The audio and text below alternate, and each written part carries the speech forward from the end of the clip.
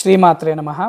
తేదీ 10/7/2025 ఆషాఢ శుద్ధ పౌర్ణమి రోజు మా యొక్క శ్రీమాత ఆశ్రమంలో కీసరగుట్టకు వెళ్ళే దారిలో స్వర్ణనాగేశ్వరి, సర్పయోగేశ్వరి, వాల్మీకి వన దేవతల దగ్గర గణపతి మరియు నవగ్రహ రుద్ర సహిత చండీ హోమం చేయుచున్నాము.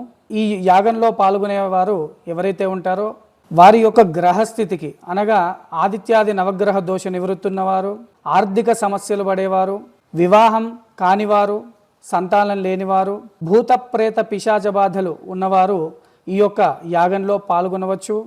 ఎందుకంటే ఆ రోజు చేసే సమయం పౌర్ణమి, పూర్వాషాఢ నక్షత్రం, గురువారం, గురు పౌర్ణమి. పౌర్ణమి అంటే చంద్రుడి యొక్క అనుగ్రహం కలుగుతుంది. పూర్వాషాఢ నక్షత్రంలో చేయడం వల్ల శుక్రుడి యొక్క అనుగ్రహం కలుగుతుంది. గురు పౌర్ణమి కాబట్టి ఆ రోజు గురువు యొక్క అనుగ్రహం మనకు కలిగి, బృహస్పతి అనుగ్రహం కలిగి సర్వదా సర్వకాలం యందు ఆ అమ్మవారు మనల్ని రక్షిస్తుంది.